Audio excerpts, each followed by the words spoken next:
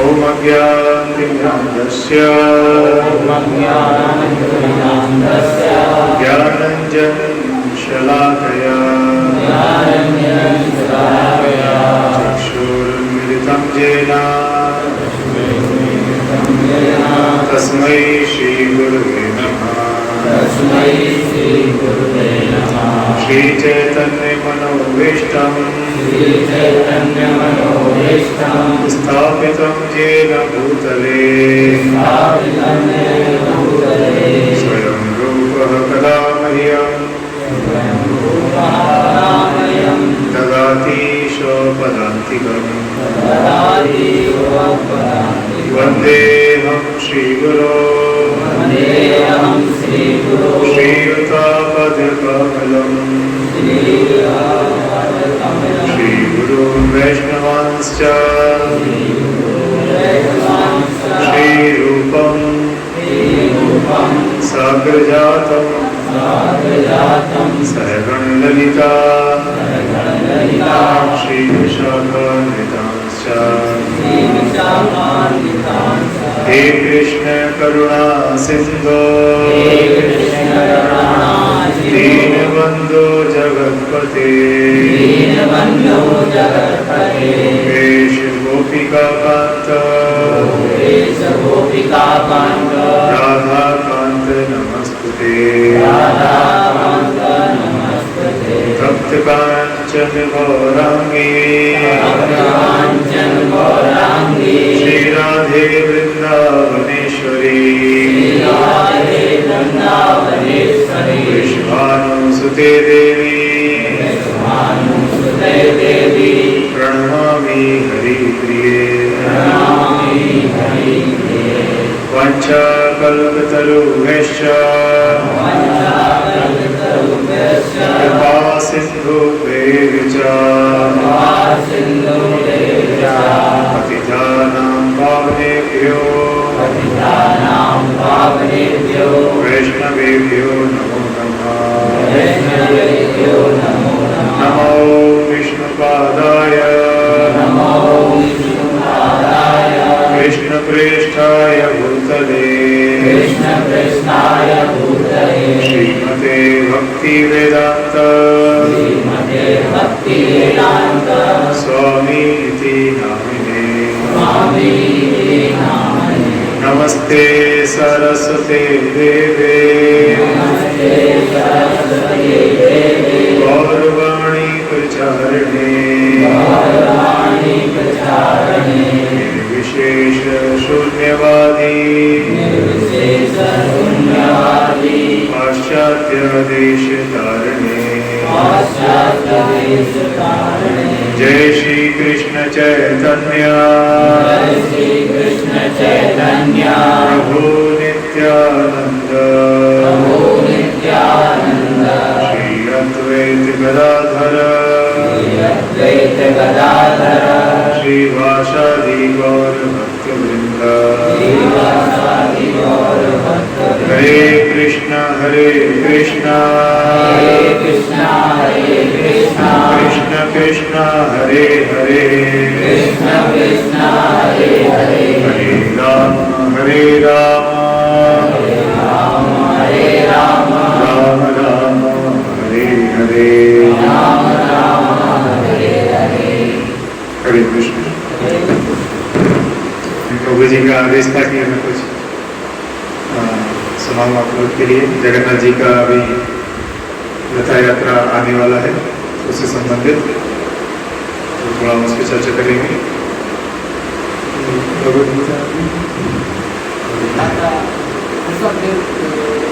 भगवान ऋषभ भागवत से चलते हैं। ठीक है, प्रभु जी कहते हैं भागवतम वाला है, मेरा भगवद गीता वाला है। उसको चर्चा करेंगे।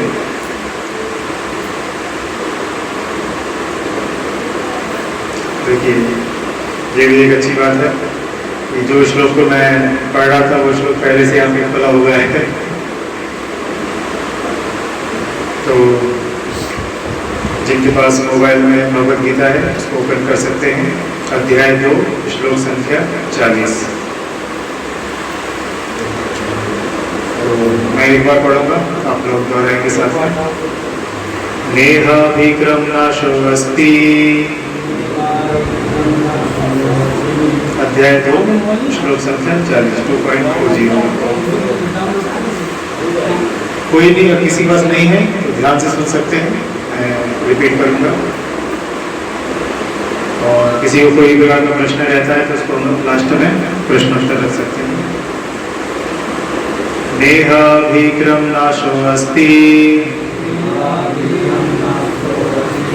प्रत्यवायो न विद्यते। नेहाभिक्रम नाशो अस्ति, प्रत्यवायो न विद्यते। स्वल्पम् अपि यस्य धर्मस्य, स्वल्पम् अपि यस्य धर्मस्य, त्रायते महतो भयात्। त्रायते महतो भयात्। तो अध्याय 2 गीता का सार, उसके 40वें नंबर श्लोक में इसमें भगवान बता रहे हैं कि जो और कई प्रकार के योग होते हैं, ज्ञान योग, राजयोग, हठ योग, अष्टांग योग, और कौन सा योग होता है, ध्यान योग, और साथ में एक योग होता है भक्ति योग। हरे कृष्ण। एक योग कर्म योग, जिसकी सभी जगह शिक्षा मिलती है, कर्म ही।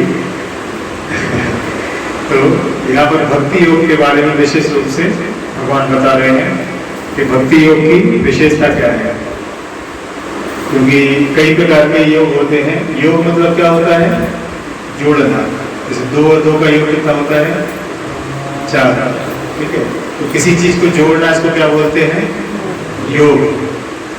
तो यहाँ पर भक्ति योग की बात चल रही है, या योग की बात करें तो हम किससे जोड़ने वाले हैं। हम बोलते हैं ना, कोई बोलता है कि हम योगा करते हैं। तो आजकल योगा मतलब क्या है, सांस खींचना, छोड़ना, थोड़ा बॉडी को स्लिम ट्रिम रखना, इसको क्या बोल दिया है, योगा। लेकिन ये योगा मतलब बहुत ही निचले स्तर का योगा। जैसे प्राणायाम बोलते हैं, तो प्राणायाम में अलग अलग स्तर होते हैं, यम, नियम, आसन, धारणा, ध्यान, समाधि।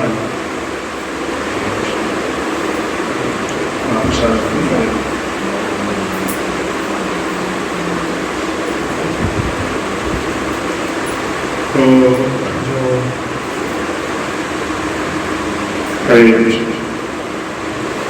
योगा मतलब क्या बताया मैंने, स्वयं को जब हम भगवान से जोड़ते हैं तो उसको हम क्या बोलते हैं, योगा।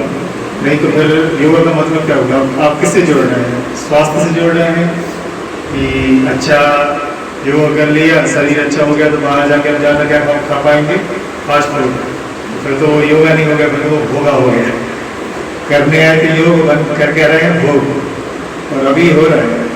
अभी आप देखेंगे बड़े बड़े शहरों में जाएंगे तो कॉलोनी वगैरह में योगा सेंटर बने हुए हैं, सहज योग और भी कई प्रकार के योग रहते हैं। लेकिन बॉटम आइडिया क्या रहता है कि हम अपनी इंद्रिय तृप्ति करना चाहते हैं, चले चाहे भले वो मन की शांति वाली हो।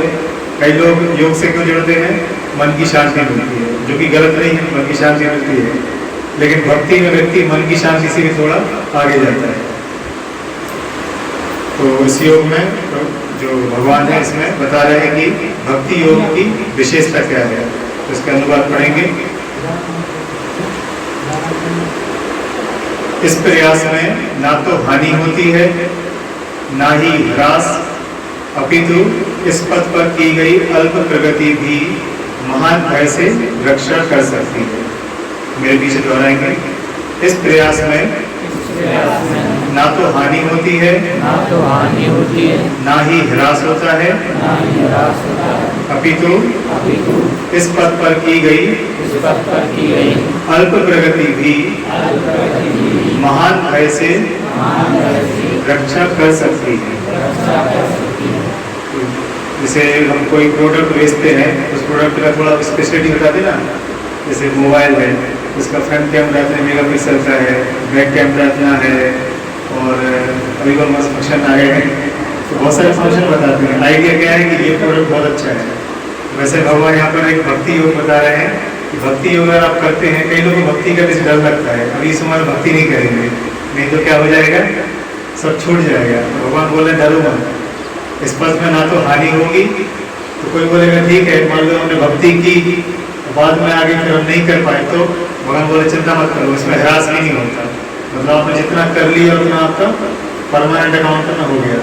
जैसे प्रभु जी बैंक में हैं, तो बैंक में अगर आपने मान लो 10 लाख रुपये डिपॉजिट कर दिए और उसके बाद मान लो आप मर गए, मृत्यु हो गई, तो अगले जन्म में आप बोल सकते हैं कि हमारे नाम से पिछले जन्म में 10 लाख जमा किए थे, तो उसमें से हमको चाहिए नहीं, आपका जीरो हो गया। अब आपको फिर से जन्म लेंगे, फिर से क्या पढ़ना पड़ेगा, ABCD। भले आपने पिछले जन्म में क्या कर ली होगी, PhD, डॉक्टरी, इंजीनियरिंग कुछ कर लिया होगा, अगले जन्म में आपको क्या करना पड़ेगा, पुनः ABCD से पढ़ना पड़ेगा। लेकिन भक्ति योग की सुंदरता है कि आपने जितना % कर लिया आपको परमानेंट रहेगा। तो ये भगवान क्या कर रहे हैं, इनकरेज कर रहे हैं। तो जिस चीज में भी आपको देखना है कि सबसे बेस्ट कौन है, तो कृष्ण क्या है, इंटेलिजेंस में बेस्ट है और चतुराई में बेस्ट है। गीता भगवान बोलते हैं छलो अस्मि, मतलब सबसे खतरनाक चीज होती है जुआ। भगवान बोलते जुआ में भी सबसे आगे कौन हूँ, मैं हूँ। अगर मैं किसी को छलने पे आ जाऊँ फिर वो बच नहीं सकता। लेकिन ये पॉजिटिव है, इसको सुन के डरना नहीं है। तो ना ही हानि होती है, ना ही ह्रास होता है। अब भगवान आगे बता रहे हैं, अपितु इस पथ पर की गई अल्प प्रगति भी महान भय से रक्षा कर सकती है। तो अगर भक्ति में आपने थोड़ी सी प्रगति भी कर ली, मान लीजिए आपने केवल 2 माला जप करना भी प्रारंभ कर दिया, या केवल कुछ नहीं भगवान के आगे आगे प्रणाम भी कर दिया, तो महाराज बताते हैं, वृंदावन में एक संत है, बताते हैं कि अगर कोई ठाकुर जी के आगे एक बार आगे प्रणाम भी कर ले, तो फिर ठाकुर जी सोचने लगते हैं कि इसका क्या भला किया जाए। तो ये है भगवान का सुहृदय सर्वभूतानां। भगवान बोलते हैं कि मैं सभी के हृदय में उपस्थित हूँ, सब क्या हूँ, उसके बारे में भला चाहता हूँ। हो सकता है वो हमारी दृष्टि में ना भी हो। हरे कृष्ण। जैसे आज सुबह पक्षती रविवार है, ऑनलाइन क्लास में चलती हैं, तो एक माता जी है 16 माला जप करती हैं, तो अच्छा स्वभाव है काफ़ी। तो उन्होंने एक प्रश्न किया कि हमारे बच्चे का अभी कॉम्पिटिशन एग्जाम चल रहा है, प्रतियोगी एग्जाम, तो कभी कभी हम पानी वगैरह किसी को पीना है तो बाहर पी सकते हैं, तो जिसको गैस वगैरह। उनको गुरु जी उत्तर ये दिया कि अगर आप इस प्रकार से माला कर रहे हैं तो इसमें कोई दुष्प्रभाव नहीं है, लेकिन हमें ध्यान रखना है कि भगवान का हर जीवात्मा के लिए एक अलग अलग योजना है। तो भगवान की योजना हमारी योजना से कहीं अच्छी होती है। आप जैसे मान लो आप इंजीनियरिंग कर रहा है आपका बेटा, तो आप सोच रहे हैं कि इंजीनियरिंग करेगा तभी जाके वो कुछ अच्छा हो पाएगा, लेकिन हो सकता है वो कोई और फील्ड में जाए, उसमें वो इंटरनेशनल लेवल तक पहुँच जाए। भगवान का प्लान कुछ और हो सकता है। तो हमारा क्या कार्य होता है, भगवान की योजना में अपनी योजना को मिला देना। जैसे अभी वर्तमान में देखा जाए कलयुग में, तो भगवान का मिशन क्या है, पृथ्वी त्याचे नगरादि ग्राम सर्वत्र प्रचार हो। पृथ्वी के जितने भी शहर हैं, जितने भी गांव हैं, सब जगह क्या हो, मेरे नाम का प्रचार करो। तो ये तो भगवान की योजना को समझ में आ गई। अब भगवान की योजना में हम कैसे सहयोग कर सकते हैं अपनी योजना को मिला देंगे, तो हम क्या होंगे, विजयी होंगे। जैसे कि IPL मैच चल रहा था, टीम लेवल सब लोग टीम बना रहे थे, तो मान लो अगर पहले से मालूम चल जाए कि ये वाली टीम जीतने वाली है, तो उस टीम में हमें जो भी रोल मिल जाए हमको स्वीकार कर लेना चाहिए। भले वो पानी लेके जाने का रोल हो या एक्स्ट्रा प्लेयर बन जाए, क्योंकि टीम तो जीतने वाली है। वैसे ही कलयुग में चैतन्य महाप्रभु की टीम है इस्कॉन, जिसके नाम से पूरी दुनिया में धर्म का प्रचार हो रहा है, ये तो पक्का है कि ये टीम जीतने वाली है। अब हम चाहें तो इस टीम की तरफ से खेल लें, और चाहे तो कलयुग की टीम भी है, जिसका काम क्या है, मांसाहार, नशा, युवा, अवैध संघ, ये सब का प्रचार करना है। अभी जितने भी प्रचार हो रहे हैं, चाहे वो TV पे देख लें, चाहे मीडिया में देख लें, सब जगह इन्हीं 4 चीज़ों का प्रचार चल रहा है। कई बार क्लास में रिपीट भी होता है कि नशा, इसका प्रचार खूब जोरों से चल रहा है। बॉलीवुड के हीरो भी ऐसे करके खड़े रहते हैं, है ना, तो प्रचार क्या कर रहे हैं, वो नशे का प्रचार कर रहे हैं। वैसे ही अवैध संघ, पूरा बॉलीवुड जितने भी गाने हैं, सबका जो बेस है वो कोई है प्रेम प्रेमिका, उनके बीच का संबंध, उसका प्रचार कर रहे हैं। ये सब जो प्रचार चल रहा है ये कलयुग का प्रचार है। तो हमारा प्रचार क्या है, ठीक इसके विपरीत। तो थोड़ी कठिनाई तो आएगी, लेकिन हमारे जो टीम के लीडर है श्री प्रभुपाद जी, उन्होंने हमको अच्छे से ग्रंथ दिए हैं, एक प्रोसेस दी है, एक संस्था दी है इस प्रकार से जहाँ पे आप सब लोग एकत्रित होंगे। अभी आप इस प्रकार से कहीं प्रचार करके दिखा दीजिए हरि नाम का गीत आकर केवल रिस्पॉन्स से आप बाहर निकल के प्रयास करिए। 2-4 लोग इकट्ठे हो पाएंगे, वो भी कैसे होंगे, हम ही लोग को देख करके। रिस्पॉन्स वाले जैसे पलक लगाते हैं, हम भी कैसे पलक लगाएंगे। तो सबको हार्ट और हार्ट मालूम है कि जो जबरदस्त तरीके से पूरी दुनिया में प्रचार हो रहा है वो किसके द्वारा हो रहा है, अंतर्राष्ट्रीय कृष्ण भगवान संघ के द्वारा। तो अभी रथ यात्रा की तैयारी चल रही है। स्नान पूर्णिमा पर हम सब लोग वहाँ पर बालापुर में अभिषेक किए थे। तो थोड़ा सा हम लोग इस पर चर्चा करेंगे कि इस्कॉन में रथ यात्रा कैसे प्रारंभ हुई। तो थोड़ा जल मिलेगा अमेरिका विदेश में इस्कॉन की शुरुआत हुई है, तो फिर धीरे धीरे भारत के बाहर सभी शहरों में क्या होने लगा, देशों में प्रचार होने लगा, तो फिर जाके भारत में हुआ। क्योंकि विदेश में प्रचार करने के पहले इस्कॉन का प्रचार भारत में प्रभुपाद ने कई वर्ष तक किया। लेकिन ठीक है, जिनको भी अंदर आना है उनकी जगह बना सकते हैं। थोड़ा थोड़ा आगे आ जाए, थोड़े आगे आ जाए।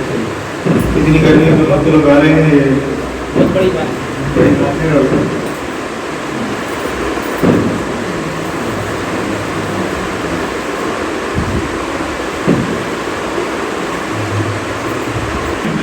प्रभुपाद जी जो इस्कॉन संस्थापक हैं वो अमेरिका गए थे और लगभग 1 साल उन्होंने संघर्ष किया और उसके बाद इस्कॉन की स्थापना की। तो एक बार प्रभुपाद जी ऐसे ही कुछ ग्रंथ का अनुवाद कर रहे थे, तो उनकी एक शिष्या थी मालती माता जी। मालती माता जी और श्याम सुंदर प्रभु दोनों पति पत्नी। तो मालती माता जी प्रभुपाद की शिष्या थी। तो उन्होंने सोचा कि प्रभुपाद क्या है कि जैसे विदेशों में भी कुछ कुछ ऐसे जैसे हमारे यहाँ रहता है ना कि कुछ शॉप रहती हैं जहाँ पर केवल स्पेशल प्रकार की चीज़ें मिलती हैं, एंटिक्स बोलते हैं। वहाँ पर भारतीय कुछ चीज़ें मिल रही थी, तो उन्होंने सोचा कि चलो प्रभुपाद जी भारत से आए हैं तो उनके लिए कुछ लेके चलते हैं।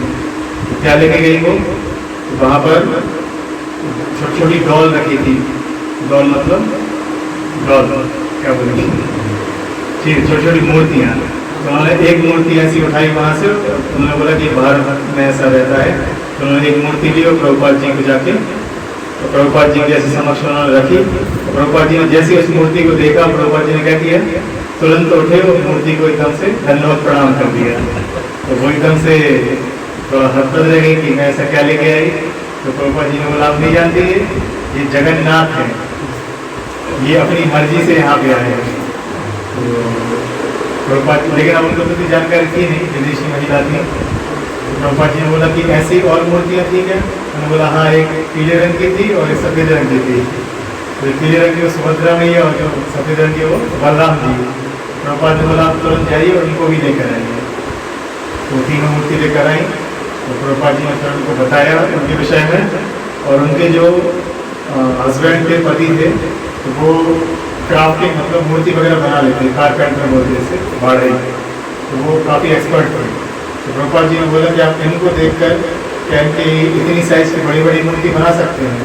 तो बोला हाँ प्रभुपाद जी बना सकते हैं। लेकिन ध्यान से सुनने वाली बात यह है कि देखिए वो लोग विदेशी थे, उन लोग को कुछ भी नहीं मालूम था यहाँ के विषय में। लेकिन एक चीज़ थी उनके जीवन में, वो एक भारतीय साधु जो कि प्रमाणिक थे, उनके प्रति समर्पित हो गए थे। प्रभुपाद जी उनको जैसे जैसे गाइड किया, उन लोगों ने अपनी तरफ से पूरा दिया। वो लोग सब जितने हमने 4 नियम बताए वो सब तोड़ने वाले थे। यहाँ तक कि जब वो जगन्नाथ जी बना रहे थे तब भी उनकी कुछ आदतें पुरानी रह गई थी। एक बार प्रभुपाद जी ने देखा कि देख के आते हैं जगन्नाथ जी कितना बन गए हैं। तो देखने गए तो जगन्नाथ जी बना रहे थे और सिगरेट भी पी रहे थे और जो सिगरेट का जो डिब्बा है वो जगन्नाथ जी के ऊपर ही रखा हुआ था। तो अब सोचिए हमारे में से कोई होता तो हम लोग तो पूरी एक क्लास ले लेते उसकी। और प्रभुपाद जी ने केवल इतना बोला कि तुम इतने अच्छे भक्त हो तो अपने वो जगन्नाथ जी के बीच में सिगरेट को लेकर क्यों आ रहे हो? और ये बात उनको मन में छू गई। उन्होंने बोला कि ठीक है हम इसको छोड़ देंगे। ऐसे ही चूँकि वो पुराना जीवन उनका रहता था मतलब गलत आदतों में, तो ड्रग्स सब लोग जानते हैं और जो भारत में भी ड्रग्स का कोई बॉलीवुड हीरो है, उसका बेटा ही पकड़ा गया था, जो न्यूज़ देखते हैं उसमें मर गया उनके। तो ड्रग्स से एक बार क्या हुआ, उनको पुलिस पकड़ के, मतलब पुलिस ने बोला कि आपका वारंट है, आपको जेल चलना होगा। तो प्रभुपाद जी बहुत शर्मिंदा थे, वो मन ही मन मतलब प्रभुपाद जी के पास गए, और प्रभुपाद जी मुझे जेल जाना पड़ेगा। तो प्रभुपाद जी बोलते हैं इससे कोई चिंता की बात नहीं, कृष्ण जी भी जेल में हुए थे। तो उनको लगा कि ठीक है प्रभुपाद जी को और बताता हूँ। बोले Prabhupada ji I was dealing with drugs, मैं जो ड्रग्स है उसकी डीलिंग करता था। तो प्रभुपाद जी बोले मैं भी ड्रग्स की डीलिंग करता था। फिर प्रभुपाद जी क्या थे, फार्मासिस्ट थे, मतलब जो होम्योपैथी मेडिसिन की जो स्टडी होती है pharmacy. Prabhupada ji actually Prabhupada ji chemistry में पढ़ाई की थी प्रभुपाद जी ने कलकत्ता के स्कॉटिश चर्च कॉलेज से, लेकिन उनको नॉलेज मेडिसिन का अच्छा खासा था। तो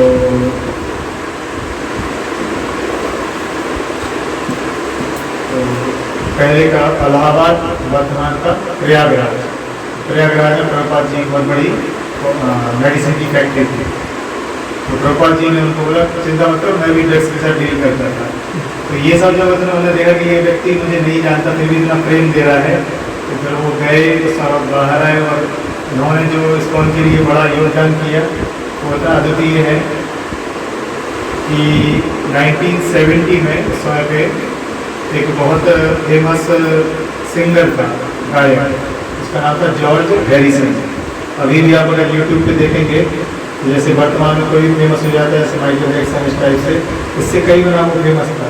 अभी जो मीडिया है, कोई व्यक्ति का थोड़ा सा शॉर्ट्स वायरल हो जाता है तो रात रात वो हीरो हीरोइन बन जाते हैं, और उस समय मीडिया नहीं था, फिर भी वो इतना फेमस थे जॉर्ज हैरिसन। उनके जब वो एयरपोर्ट पे आते थे एरोप्लेन से, तो अभी तो क्या है कि एयरपोर्ट पे आप बाहर तक जा सकते हैं, एयरपोर्ट के अंदर नहीं जा सकते, लेकिन उस समय पे आप जहाँ पे एरोप्लेन आता था वहाँ पर भी इकट्ठे हो जाते हैं। इतने लोग एक दिन पहले से रात से ही इकट्ठे हो जाते थे उनके दर्शन करने के लिए कि उनको पुलिस को अलग से लेके जाना पड़ता था। कई एम्बुलेंस आगे खड़ी रहती थी कि उनको देखते अगर भाव आ गया किसी को तो फिर उसको हॉस्पिटल लेके जाएंगे। इस प्रकार के फेमस व्यक्ति को जो श्याम सुंदर प्रभु थे, जिनका मैं बता रहा था जो जगन्नाथ जी बनाए, उन्होंने उनको डेवोटी बना दिया। कहीं से उनके मित्र थे वो, और वो उनके पास गए, उन्होंने बताया कि हम लोग हरे कृष्ण का प्रचार कर रहे हैं, भगवद गीता का। और जॉर्ज हैरिसन जो थे थोड़ा सा उनका आध्यात्म में रुझान था, तो उन्होंने बोला कि नहीं मैं हरे कृष्ण मंदिर का तो पहले से ही जप करता हूँ, और आप बोलोगे तो मैं आप लोग के लिए रिकॉर्ड भी बना दूँगा। तो जॉर्ज हैरिसन रिकॉर्ड बनाएगा तो कौन नहीं सुनेगा। तो उन्होंने रिकॉर्ड बनाया तो उसका इतना मतलब बताते हैं कि थोड़े दिनों के अंदर सब लोग हरे कृष्ण जानने लगे। तो ये है प्रभुपाद की शक्ति कि प्रभुपाद किसी भी इंसान से कुछ भी करवा सकते थे। हमें जब कुछ भी हम जब करते हैं ना, तो आपको ध्यान रखना चाहिए कि भगवान और गुरु हमको उपयोग कर रहे हैं।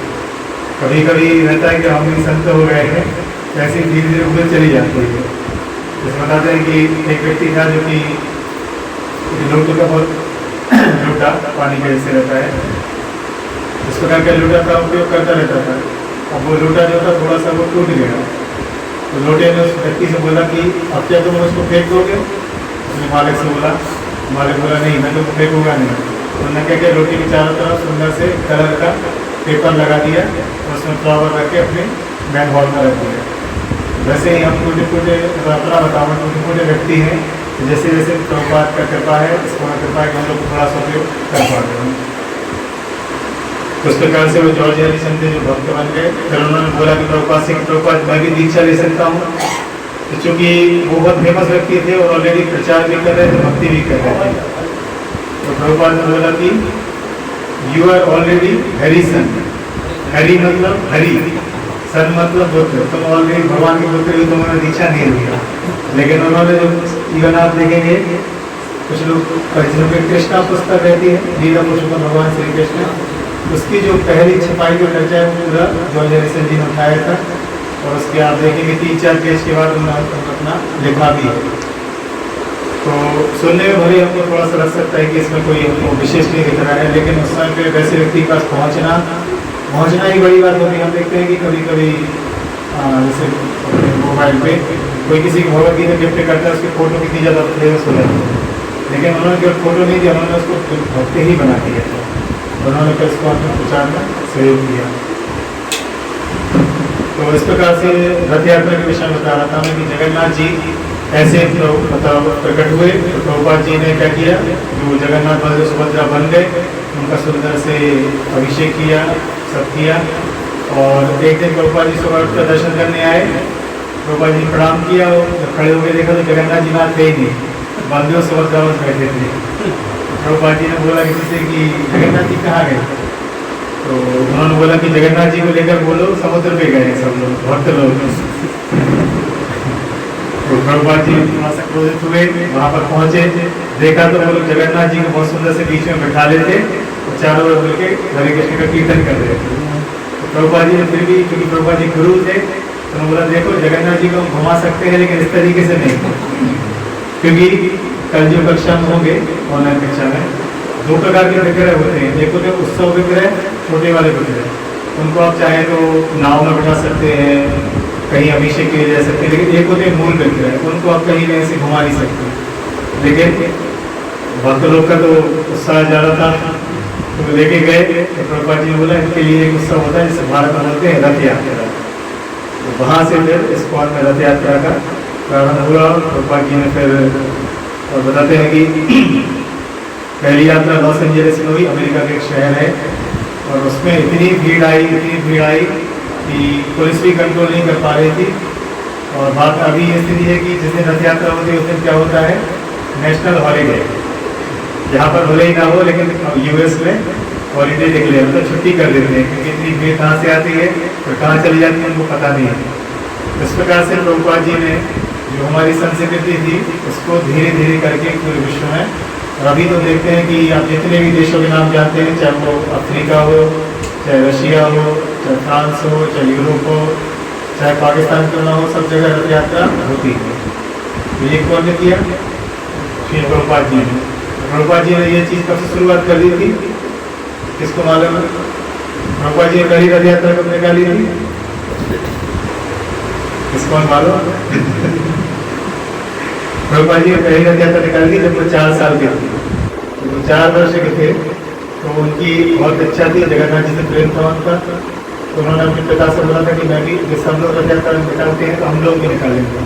उनके पिता ने उनके लिए एक छोटा सा से ये है इतना रथ तैयार करा, और उसके बाद जैसे एक प्रॉपर रथ यात्रा होती है, हो सकते बच्चों का उत्साह है, लेकिन उन्होंने पेपर पेज पर लिख करके पूरे पड़ोसों में बांटा, सब लोगों को कुछ प्रसाद लेके आना है, इतने बजे रथ यात्रा होगी, और सब लोगों ने रथ को मिलकर सजाया, फिर कीर्तन के साथ रथ यात्रा को निकाला गया। तो जो वैष्णव परिवार होते हैं उनमें बचपन से ही बच्चों को ऐसे संस्कार दिए जाते हैं कि वो क्या है, कम से कम अपने कल्चर को भूले ना, और बोलते हैं कि जैसे कच्ची मिट्टी होती है, कच्ची मिट्टी को जो भी आकार दे दोगे वो आकार उसका क्या हो जाएगा, परमानेंट हो जाएगा। उसके बाद आप आकार देने की कोशिश करोगे तो क्या होगा, पके घड़े को आप आकार दे सकते हैं, वो टूटेगा नहीं। वैसे ही बच्चे जो होते हैं कच्ची मिट्टी की तरह होते हैं, आप उनको चाहो तो वेस्टर्न बना दो विदेशी की तरह, और चाहो तो उनको भारतीय परंपरा के अनुसार ट्रेन कर दो। तो इस प्रकार से रथ यात्रा का आयोजन हुआ। और लेकिन जैसे बोलते हैं कि जब भी कुछ अच्छा होता है भौतिक जगत में, क्या होता है, लोगों को ईर्ष्या होने लगती है। तो वैसे ही इस्कॉन का इस प्रकार से प्रचार बढ़ रहा था, तो कुछ लोगों को ईर्ष्या भी हो रही थी, तो कभी कभी रथ यात्रा होती थी तो कुछ नुकसान करते थे। और यहाँ तक कि भारत में जो हमारा पुरी का मंदिर है, वहाँ से भी नोटिस आ गया था कि आप रथ यात्रा नहीं निकाल सकते, क्योंकि ये हमारे उड़ीसा के नाथ हैं। प्रभुपाद जी ने बोला वो जगत के नाथ है, उड़ीसा के नाथ नहीं है। प्रभुपाद ने बोला जगन्नाथ है, मतलब जगत के नाथ है। तो प्रभुपाद ने इस प्रकार से केस चला, लेकिन बाद में फिर उसको जीत गया। तो कई कभी रहता है कि हमको परेशानी बाहर वालों से नहीं, परेशानी से रहती है, अंदर वालों से रहती है। तो और जब इस प्रकार से कभी अटैक वगैरह हुए रथ यात्रा में, तो प्रभुपाद जी ने नरसिंह देव की स्थापना की, क्योंकि बताते हैं कि भक्ति में जब भी कुछ विघ्न आते हैं तो जो भगवान श्री हरि का नरसिंह अवतार है वो हमारी रक्षा करता है। इसलिए इस्कॉन के सेंटर्स में प्रतिदिन नरसिंह आरती होती है, और नरसिंह भगवान से हम प्रार्थना करते हैं कि जो भी हमारी भक्ति में विघ्न आते हैं उनको वो अपनी कृपा करके दूर करें। तो ये कुछ रथ यात्रा के ऊपर था। अभी हम जो श्लोक पढ़ेंगे उसका अनुवाद पढ़ेंगे। और फिर किसी को कोई प्रश्न या जिज्ञासा होती है तो उसको बता सकते हैं। तात्पर्य, कर्म का सर्वोच्च दिव्य गुण है। कृष्ण भावनामृत में कर्म या इंद्रिय तृप्ति की आशा न करके कृष्ण के हित में कर्म करना चाहिए। ऐसे कर्म का लघु आरंभ होने पर भी कोई बाधा नहीं आती है, न कभी इस आरंभ का विनाश होता है। भौतिक स्तर पर प्रारंभ किए जाने वाले किसी भी कार्य को पूरा करना होता है, अन्यथा सारा प्रयास विफल हो जाता है। किंतु कृष्ण भावनामृत में प्रारंभ किया जाने वाला कोई भी कार्य अधूरा रहकर भी कर्म अधूरा ही क्यों ना रह जाए। इसका अर्थ ये है कि जब भी हम कोई कार्य प्रारंभ करते हैं तो उसको हम पूरा ही करना पड़ता है। जैसे आप किचन में हैं, आपने आटा मार लिया, तो ऐसा नहीं कि पूरा हो गया, आपको रोटी बेलनी पड़ेगी, उसको सेकना पड़ेगा। तो ये जब कंप्लीट होगा तब जाके आपको क्या मिलेगा उसका आंसर। कोई मान लो कोर्स कर रहा है मेडिकल का, इंजीनियरिंग का, तो मान लो 4 साल का कोर्स होता है। कोई बोलेगा 3 साल का कर लिया है, उनको डिग्री दे दी, नहीं, आपको 4 साल का ही करना पड़ेगा। तो ये भौतिक प्रयास में प्रभुपाद जी कहते हैं कि आप पूरा करेंगे तभी जाके फल मिलेगा। लेकिन बताते हैं कि जब भक्ति में कोई कार्य करते हैं, जैसे मान लीजिए यहाँ पर कोई भक्त 2 माला जप कर रहा होगा, तो यहाँ पर कोई ये नहीं बोलेगा कि ये थोड़ा छोटा भक्त है, सब भक्त है ना। तो यहाँ पर बता रहे हैं कि कृष्ण भावनामृत किए जाने वाला कोई भी कार्य अधूरा रहकर भी स्थायी प्रभाव डालता है। अतः ऐसे कर्म करने वाले को कोई हानि नहीं होती, चाहे यह कर्म अधूरा ही क्यों ना रह जाए। यदि कृष्ण भावनामृत का 1% भी कार्य पूरा हुआ तो उसका स्थायी फल होता है। अतः अगली बार 2% से शुभारंभ होगा। किंतु भौतिक कर्म में जब तक 100% सफलता प्राप्त न हो जाए तब तक कोई लाभ नहीं होता।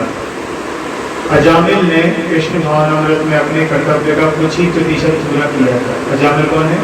जिन्होंने भागवतम सुना है, जानते होंगे। तो किंतु भगवान की कृपा से अजामिल को उसका 100% लाभ मिला। इस संबंध में श्रीमद् भागवतम में एक अत्यंत सुंदर श्लोक आया है। त्यक्त्वा स्वधर्मं चरणाम्बुजां हरे भजन्यपको मते तो यदि यत्र कमद्रभूदुष्य किंको वार्ताप्तो भजतां स्वधर्मता। ये भागवतम के प्रथम स्कंद के 5वें अध्याय का 17वां नंबर श्लोक है। यदि कोई अपना धर्म छोड़कर कृष्ण भावनामृत में काम करता है और फिर काम पूरा ना होने के कारण नीचे गिर जाता है, तो इससे उसको क्या हानि होती है? कोई हानि नहीं होती। और यदि कोई अपने भौतिक कार्यों को पूरा करता है तो इससे उसको क्या लाभ होगा? अथवा जैसा कि ईसाई कहते हैं, यदि कोई अपनी शाश्वत आत्मा को खोकर संपूर्ण जगत को पा ले तो मनुष्य को इससे क्या लाभ होगा? भौतिक कार्य तथा उसके फल शरीर के साथ ही समाप्त हो जाते हैं। किंतु कृष्ण भावनामृत में किया गया कार्य मनुष्य को इस शरीर के विनष्ट होने पर भी पुनः कृष्ण भावनामृत तक लाता है। कम से कम इतना तो निश्चित है कि अगले जन्म में उसे सुसंस्कृत ब्राह्मण परिवार में या धनी मानी कुल में मनुष्य का शरीर प्राप्त हो सकेगा, जिससे उसे इस भविष्य में हरे कृष्ण हरे कृष्ण हरे कृष्ण, जिससे उसे ऊपर उठने का अवसर प्राप्त हो सकेगा। कृष्ण भावनामृत में संपन्न कार्य का यही अनुपम गुण है। हरे कृष्ण। तो यहाँ पर इस श्लोक में ये बताया गया है कि अगर कोई अपने जो भी उसकी ड्यूटीज हैं, चाहे वो भक्ति ड्यूटी हो चाहे सामाजिक ड्यूटी हो, इसमें अगर वो बहुत अच्छे से कार्य कर रहा है, लेकिन इसमें अगर 100% भी दे रहा है तो उसको क्या होगा? परमानेंट लाभ नहीं होगा। दूसरे हाथ अगर वो भक्ति में अगर कुछ प्रतिशत भी कार्य कर रहा है तो उसको क्या होगा? परमानेंट बेनिफिट होगा। ठीक है, तो अभी समय